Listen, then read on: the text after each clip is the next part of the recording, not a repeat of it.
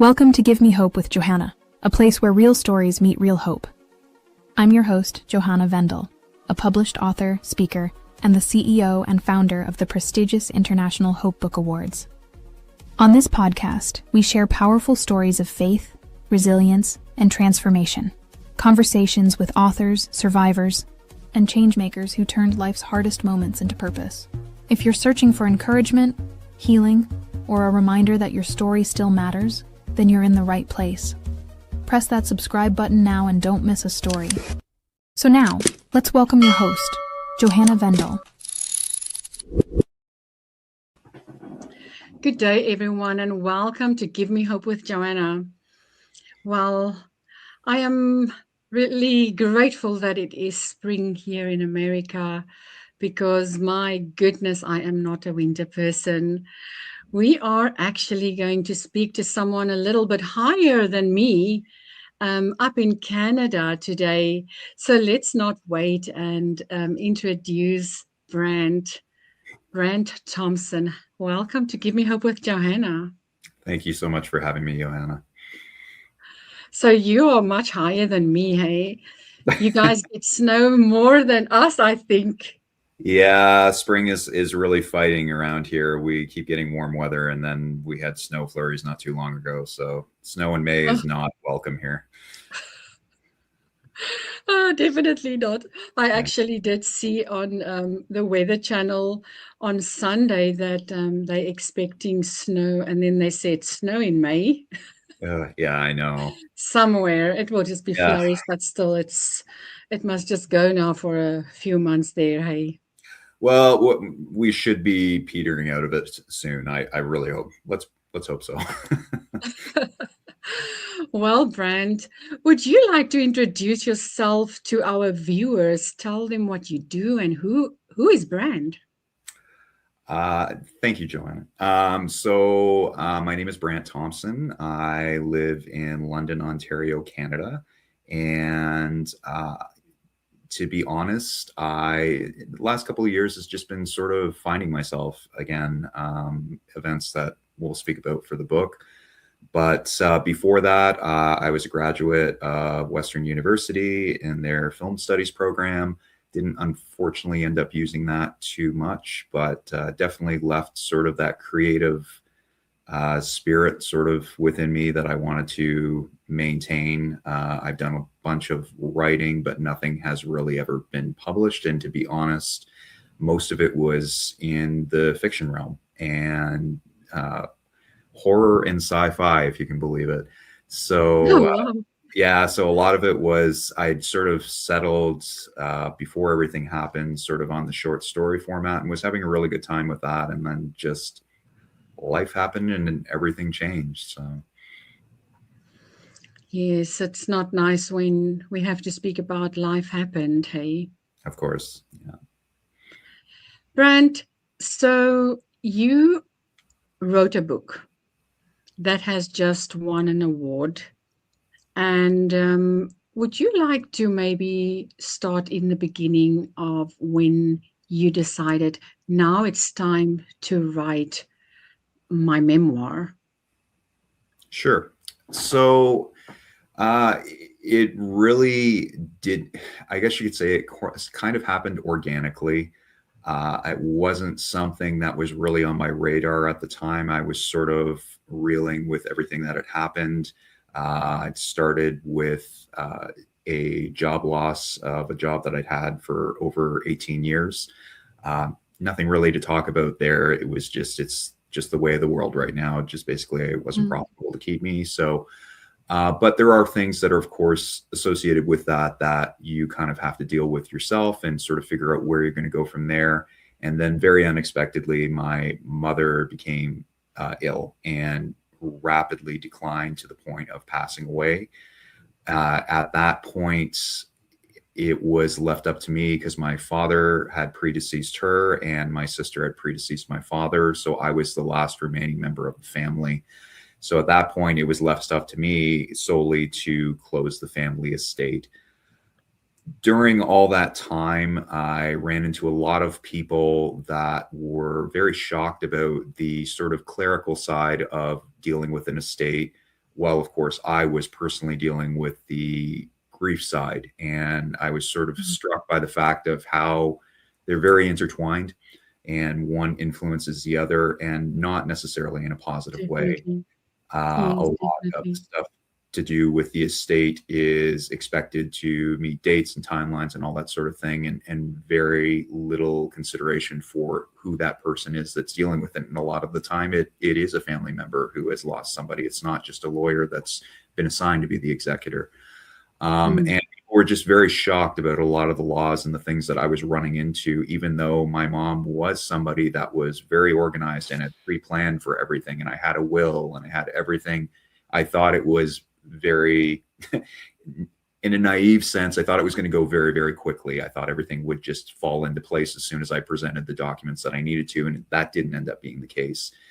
So somewhere along the way, I decided, because in a way of sort of figuring out how to put my frustration somewhere, I started writing everything down that it was happening. And a lot of the time it would be writing out of frustration. I wasn't mad at anybody. I was just sort of mad at the process. And by the time I finally closed the estate, which took pretty close to, by the time I was done, 2 years, I probably had about 80 pages of writing, and just sort of looked at, what am I going to do with this? Or do I need to do anything with this? And finally, at some point, I don't remember the exact moment, but the idea, sort of the kernel sort of came into my head. What if I wrote a book about what happened? What if it was a book that didn't exist in the way of being an expert, but it was an experience? And people really sometimes need an experience before they go to an expert, something that can walk along with them and sort of give them that kind of a camaraderie, sort of a way of letting them know that somebody understands, without trying to push their own story on them, but give them an idea of, this is another story that's kind of running along the same line of you, and give you some ideas. And from there, then maybe somebody can gently go into the area of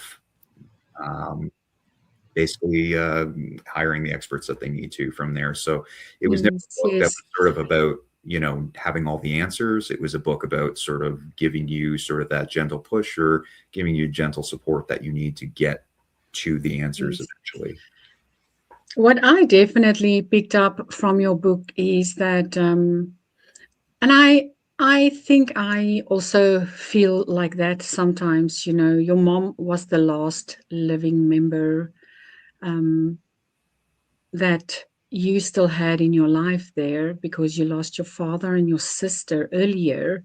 Yeah. And I can also say that my sister, my little sister that passed away last, it's almost, my brother passed away last, but my relationship with my sister was just so big, is that you really just miss that person almost the most, because they spent the longest time with you alive, Absolutely. and I could definitely pick up that your mom played a big role in your life. Absolutely. And you bring up a really good point, Johanna. And that was something that I did not see coming.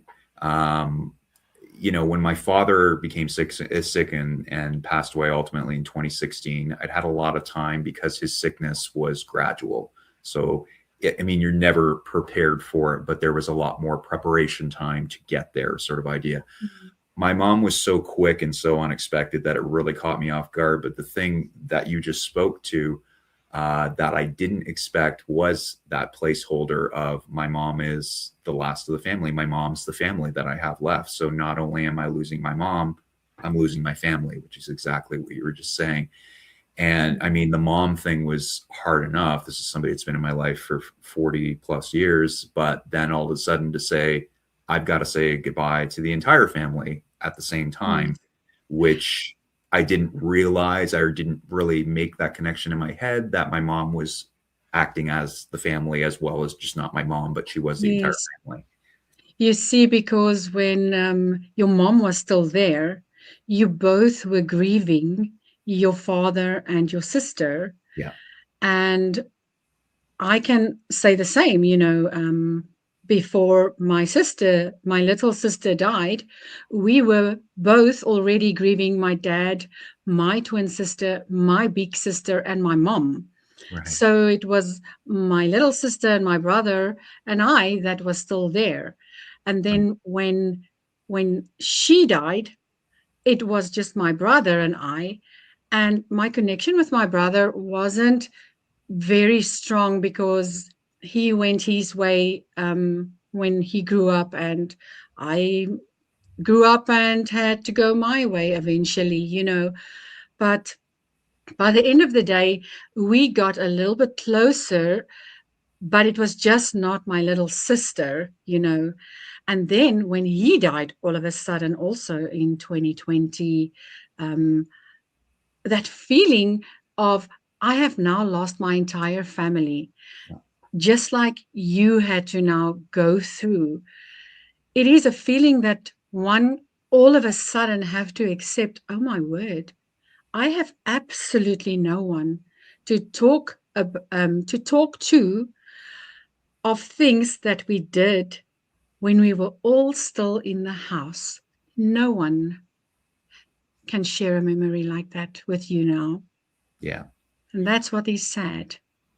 I think it's also too that, and I kind of mentioned that in the book, it was an idea. I'm very good at building walls and keeping people out. And of course, my mom, my dad, they knew me best and they could break through that or just call me out on it right away. It's a bit scary at first because you come to the realization, okay, I can do this now and nobody's really going to call me out on it. Nobody knows me as well as nobody can spot the signs of when I'm doing this. And that's a sobering moment as well. You're realizing, okay, that I've got to do a lot more of this on my own. And do I want to do this? And yeah, absolutely. I agree with everything you said. Yes, I think by the end of the day, it is just God that comes into our lives and he just makes us stronger, so that we eventually break down those walls that you are speaking about. Because let me tell you, that wall that you built around you there for a while, I think you broke it down when you wrote your book. Because for you to have written it in such a powerful, strong manner takes a lot of courage to talk about the things that you shared with your family. And that is breaking down a wall. It is, and it's interesting you say that. That was actually, people have asked me in the past what was the hardest part about writing the book, and I think a lot of time when somebody asks that, they expect, oh, there's a specific chapter or a specific thing, and I said, to be honest, the hardest part was writing it. When I got past, I was mentioning earlier, that kernel of like, am I going to write this? I realized exactly what you're saying, that I know I build these walls, and I thought, if I write this book with these walls still up, it's not going to help anybody. And my whole point of writing it was I wanted to continue on with my mom's altruistic spirit of helping others. So I can't help people if I keep sort of a sanitized version of the whole thing. So it was then the realization that if you write this, you have to open yourself up and stay open for all 300 and something pages and just be like that. And people are going to have access, a lot of access they've never had before. And I mean, just to give an example, for years, there's people that I've known for 20 plus years that had no idea I had a sister. So I knew that writing this and talking about it, obviously my sister is going to come up in the writing.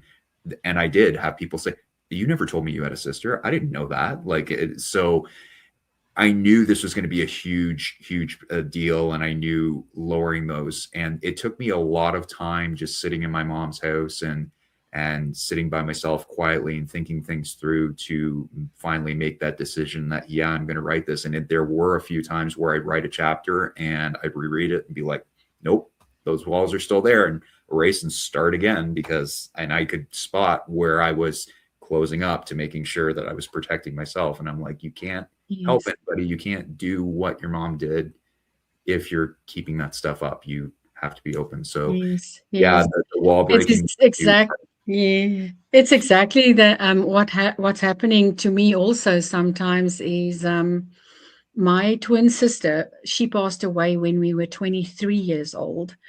And basically my whole adult life I am a I and not a we. And you meet people and you get to know them better, you become friends, and you just never really speak about your twin sister Yeah. till one day when it is your birthday and they like, why is it? Look, you must be happy on your birthday, what's up? And then I'm like, well, I miss my sister. And they say, but What did your sister? sister not come over for your birthday or what? I'm Yeah. like, no, my twin sister.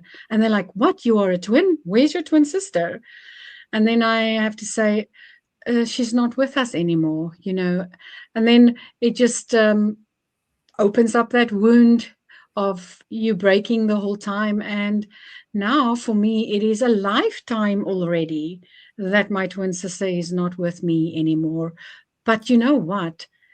When it comes to our birthday, I still miss her, Of because I'm course. still this young woman, 23-year-old woman, when I think about my sister. So it is not that you have to forget about the people that you lose as well. And from what I read in your book, is that your family was very close to Christmas things. Would you like to tell us a little bit about your Christmas tradition that you had? Um, just in general, like everybody being together, or the sort of when The everybody was Christmas tree thing. the Christmas tree. Yes.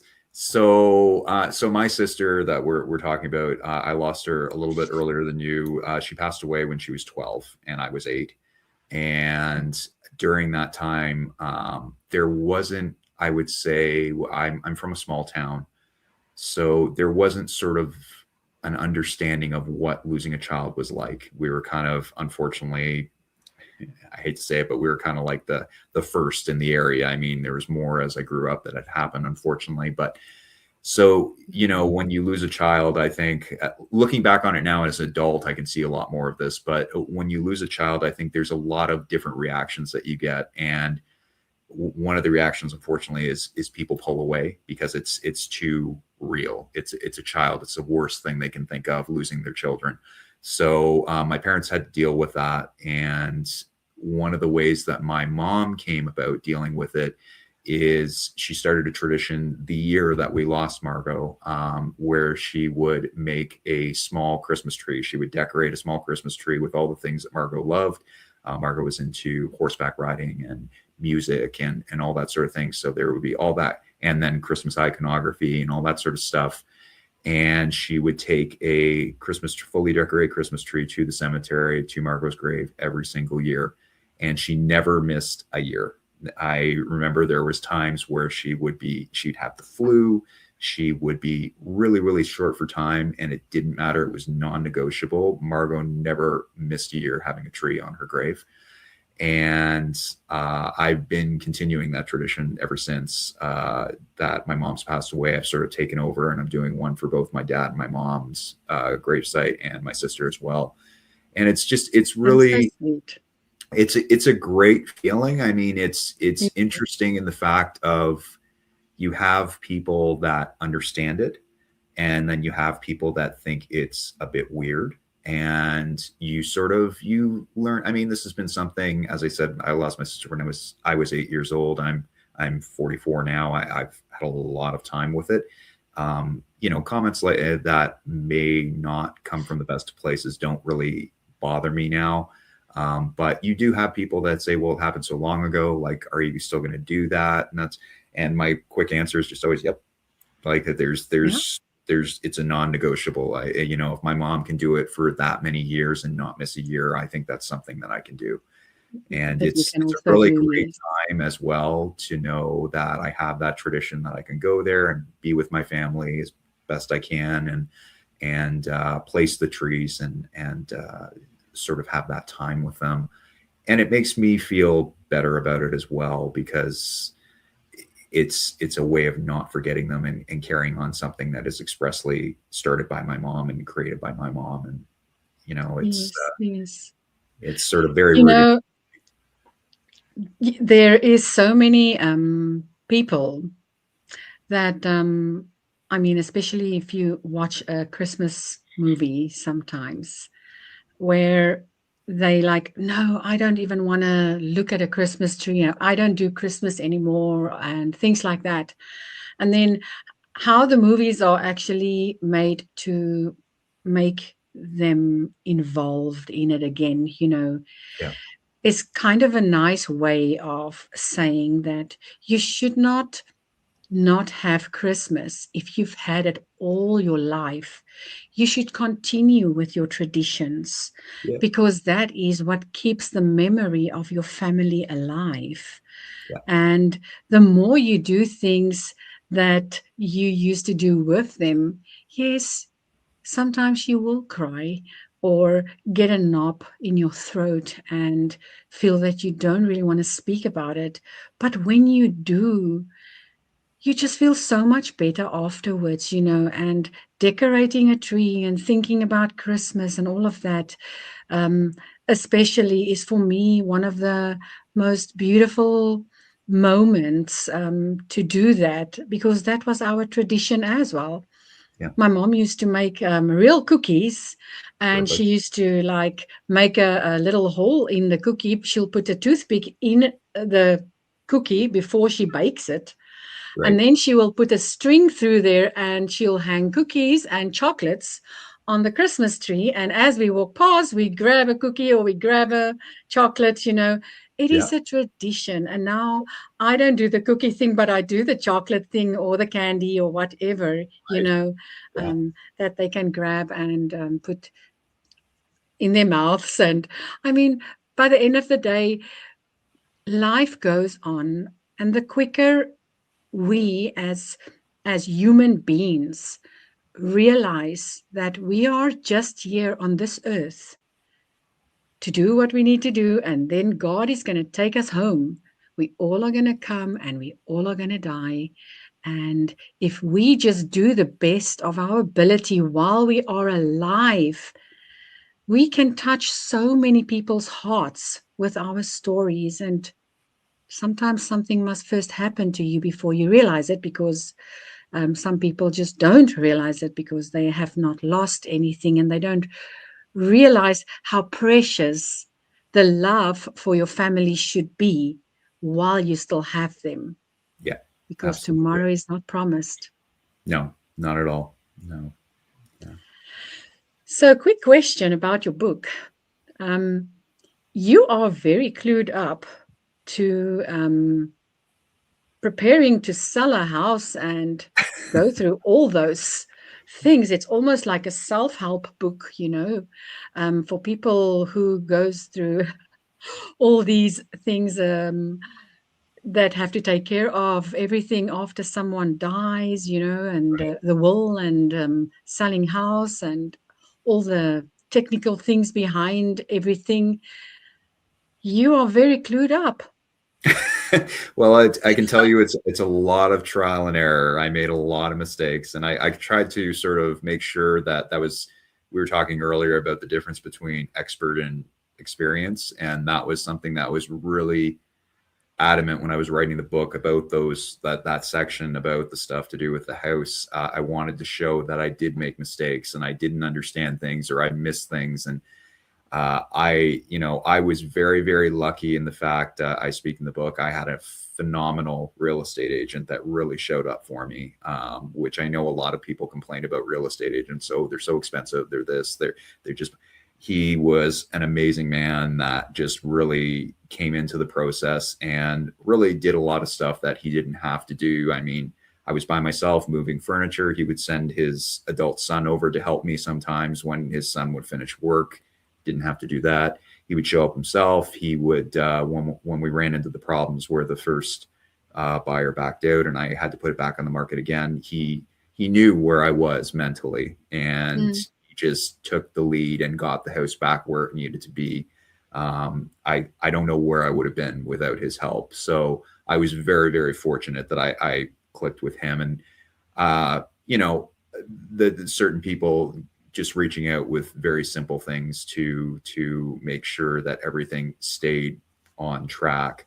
But it was a learning experience. Like I sort of mentioned in the book, I've never sold a house before myself. I helped my partner when she purchased the condo that we lived in, but I mean, it was mainly sort of her taking the lead with the real estate agent. So this was all new to me. So it was frankly just sort of finding the right people to lean into their experience and learning and absorbing as quickly as I could. And I mean, that's sort of what we sort of mentioned before. It's while trying to keep everything locked down enough that I can be business-like and I can do those things while making sure I'm taking care of the stuff to do with saying goodbye to my family at the same time. So yeah, it's a process. it's a process. I guess it's the best way to put it. Yeah. I was also thrown into the deep side when my mom died. So before my mom died, my mom always used to say, Johanna, I want you to take care of everything if I am not here anymore one day. And at that time, we were still 4 children, and that was 2012 when my mom died. And all of a sudden now I had to go and do all these things that I've never done in my life, go print a death certificate and go to the court and arrange for now my English is a little, the funeral, the boedel, no, the estate. The estate. Sorry. Yes, it's in my language is the boedel. Okay. To finish the estate of her stuff. Yeah. In any case, and my goodness, what I said to my husband that day, and I read this in your book as well, you have to make plans before you blow your last breath out, that all your paperwork and everything should just be in one file. Just get a little organized before you die, and make it easier for the people that stays behind, and write that testament down, because tomorrow is not promised. Here I lost another 3 siblings from 2012 to 2020. I lost my 3 siblings because we were 4 kids after my mom passed. Right. And 2020 now I'm all alone. But do things, and that is, I just also learned so much at that time, and it's not nice to be thrown into the deep side and you've never done it before, so it is good to sharp yourself up with things like that. Yeah, I mean, it's the one thing, and I will promote it until my last breath, is my mom was watching some program on TV one time, and she found out, I mentioned in the book, about this thing called a just-in-case binder. And I remember when she was making it at the time, I thought, you don't really need to do this, Mom. And she's, no, I want to do it. Fine, whatever. And it took her quite a while. And every so often, typical way moms are, she's like, now you know where the binder, yes, Mom, I know where the binder is. And that binder was a lifeline for me, because it's not just the will, it's everything it took to run the house. And I ended up being, for quite an extended period of time, taking care of that house. And it was who to call if an appliance broke down, who to call if I needed a plumber, who to call. All that stuff was listed, where things were in the house. Do you need to find this document? This is where you find it. This is where. It was just a really practical go-to guide to running the estate, essentially, and the things that you don't think are important until, of course, you're standing in water or something breaks and you need to fix it. That was incredible, and I wish I could go back and sort of kick myself and say, stop making fun of Mom for this book, because this thing is amazing. And it really came to my rescue quite a few times. So yeah, yes. I highly. No, I hope you have a file like that as well, I'm thinking I should really get going on it. Yeah. Yes, my husband just told me the other day again, so Shatsi, just so that you know, this is everything. But he's got this big, I almost call it a toolbox, but it's not a toolbox. It's a big chest actually, but it's like an iron chest almost. So if the house must burn down or something like that, all of our personal private documents are in that. And Right. doesn't matter how hot the fire gets around that thing, if the house must burn down or if he must pass or something, that everything is in that chest Yep. there, and yeah, sure. It is not nice to speak about things like this, but when you've struggled the way you and I have struggled, Yeah. um, to get all those things done, um, although your mom was a little bit more organized than my mom, she didn't think she was going to die now, and oh my word, we had to scratch through drawers and boxes and things to make sure that we go through absolutely every piece of paper just for in case it is something important, Yeah. um, Exactly. but wow, wow. No, you have written a very, very impressive book. I have to just um, say that. Oh, thank you so much. It means a lot. Congratulations. Congratulations on writing a heartfelt book like that. I believe that you won an award. I did. Yeah. Yeah, I've the book is doing well. I always like to say and return it to the book itself that, like I'm not winning these book or I'm not winning these awards. The book is winning the awards, the story is winning the awards, in the way my mom is winning the awards. She's not here, but she's still speaking through her teachings and the things that she imparted in me. So yeah, like the wonderful honor that I've been bestowed through the International Hope Book Awards is phenomenal. And I have to say, I should tell you, your award program was the first one that contacted me with a win, and I just lost it. Oh, I lost all control and just cried, because it was sort of the important thing with something like that. Like, I had the good reviews, which were incredibly important to get the book out there and get people actually reading it. But the one thing that when you write a book like this, and I'm sure you can relate from the books that you've written, you're always worried about, when you open up about something like this, you're worried that people won't care. And, especially when I was talking about earlier, you built those walls and tried to make sure that you're protecting this stuff. Well, it's not protected anymore. Anybody has access to it. And what if nobody cares? So getting a win from a platform that is promoting hope to people and saying it does matter. It not only matters, it's helping people. You did what you wanted to do. It was so I'm going to start again. It was a lot it's to take okay. in, but in the best way. And it just it started sort of. It was like, okay, I'm doing the right thing. Like, what I did was the right thing. The book spoke to the people that it needs to speak to, and it's still speaking to them. And And how it's did you feel when you read that review that I wrote to you? Because I remember you said um, in your message that you wrote back, I read it 5 times and I'm still crying. yeah, It touched my I heart. it didn't feel real, frankly, and it just felt. I mean, it was so big. I sort of did a post on my author account for my social media, and I was saying, it was big enough that I had a win, but then I didn't just have one win; I had a dual win, which was incredible. And then, oh yeah, by the way, you're a finalist for Author of the Year as well. It was overwhelming, to say the least. And as I said, it's the platform as well that those wins come from. I mean, this is not just a program that is looking for quality writing. Quality writing, of course, is important, but it's also looking and saying that this is something that's promoting hope. This is something that is going to help people and give a positive message and push people forward and give them something that is desperately needed in the world today.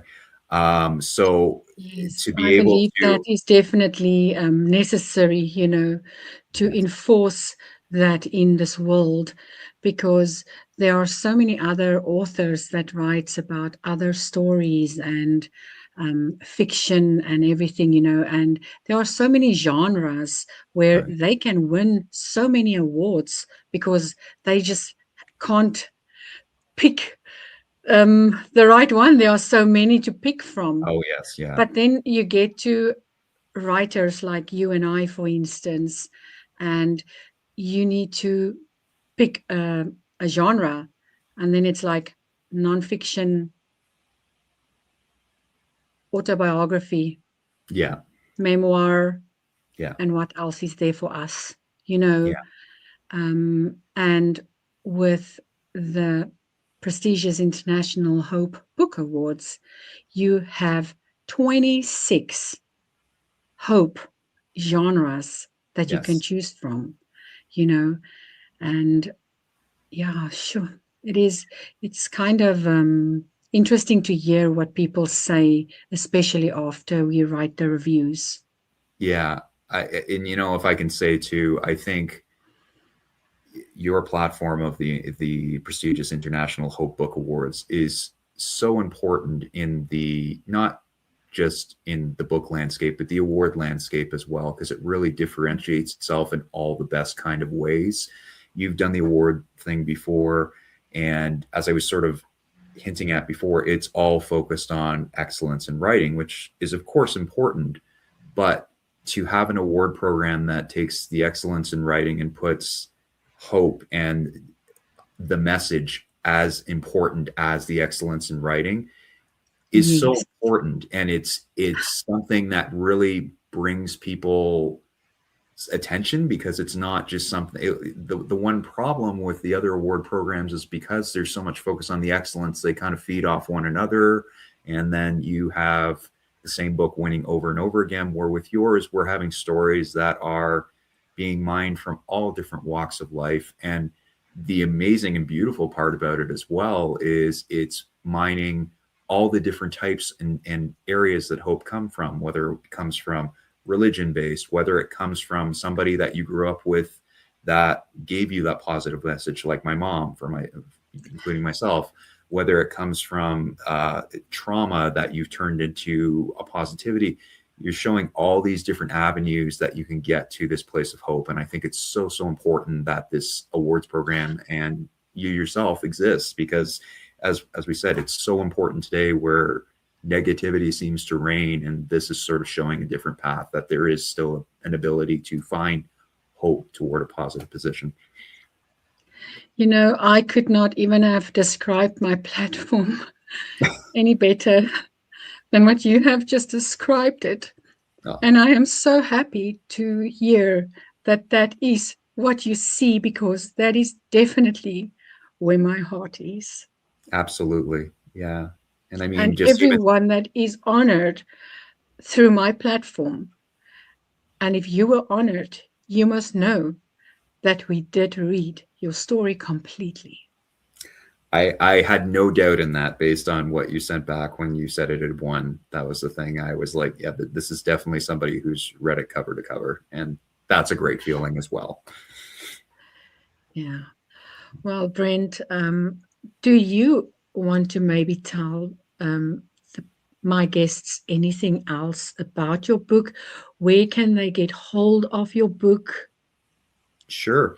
So the book is available on most major online platforms where you buy books. I am available worldwide. I'm through Ingram as far as distribution. So as far as the US, UK, Australia, I'm available through all the major. So I think in the States, I believe like Barnes and Noble, Amazon, all have it, and it's up right now.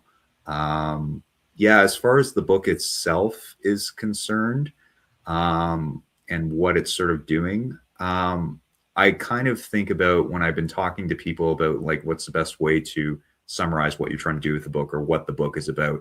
I want the book to act as a bridge, because we have these two sort of significant moments where you have that initial, you've lost the person, you kind of numb, you have a million responsibilities coming your way and you don't sort of know where to start. And then you have this other moment where you're hiring the people and you're starting to work through the problems and tying up things like the estate and that sort of thing. A lot of us, me included, which I put in the book a lot, we miss that bridge in between those 2 points. And that bridge is so important that we give it the respect it deserves and needs. And it's finding those moments that really, until I wrote the book, I didn't really notice I'd even had them.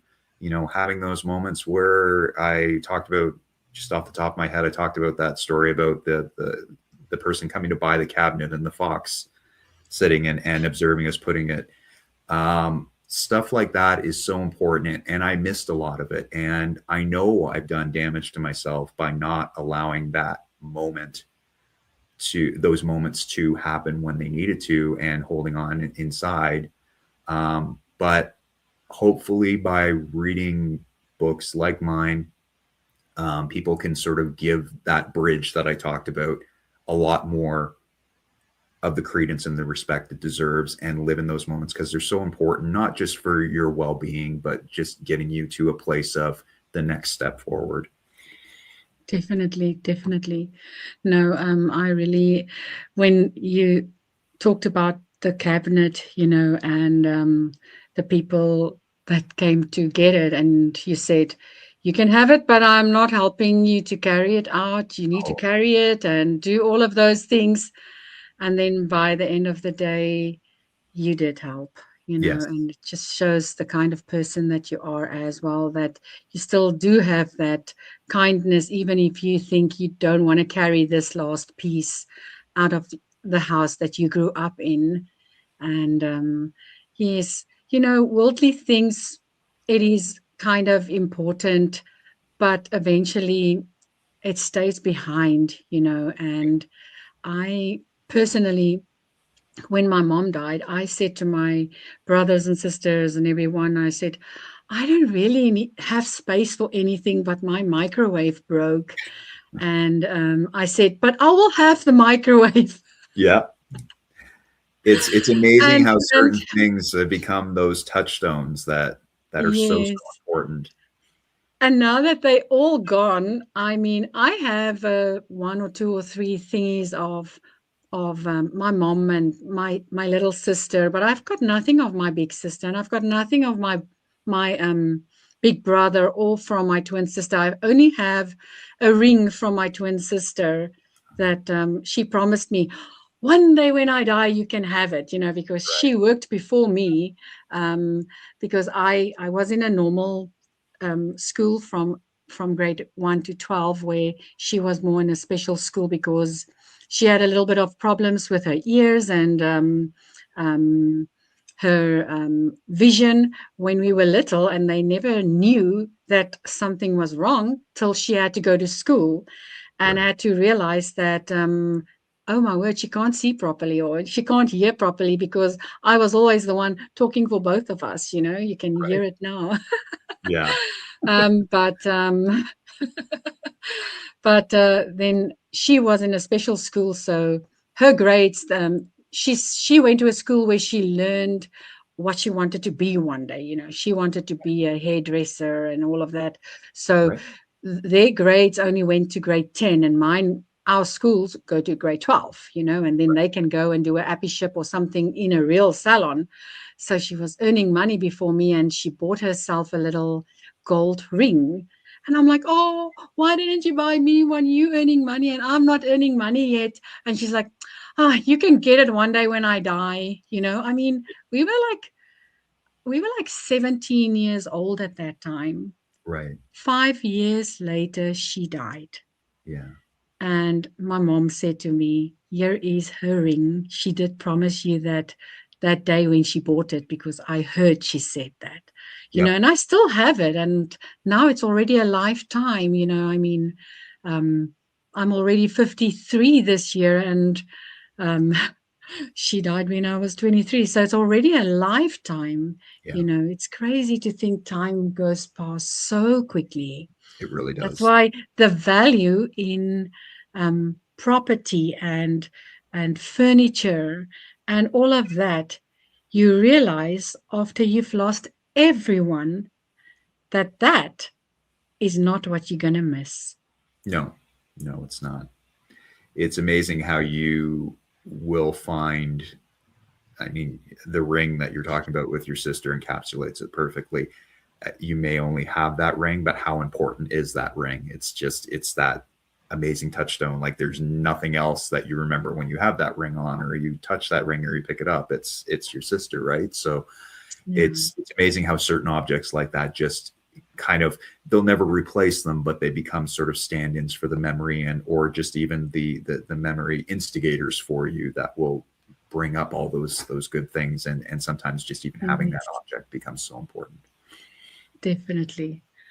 Well, Brant, it was really nice to speak to you about your book and your story. And just one last time, congratulations on writing such an incredible book and breaking down those walls, because I know it is tough to break those walls down, but keep them down.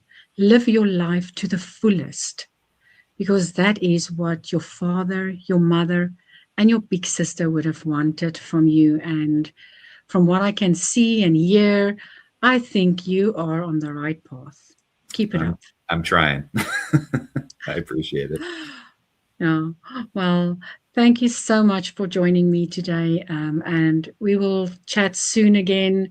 It was really nice having you telling your story today. Thank you so much for having me on. That was Brant.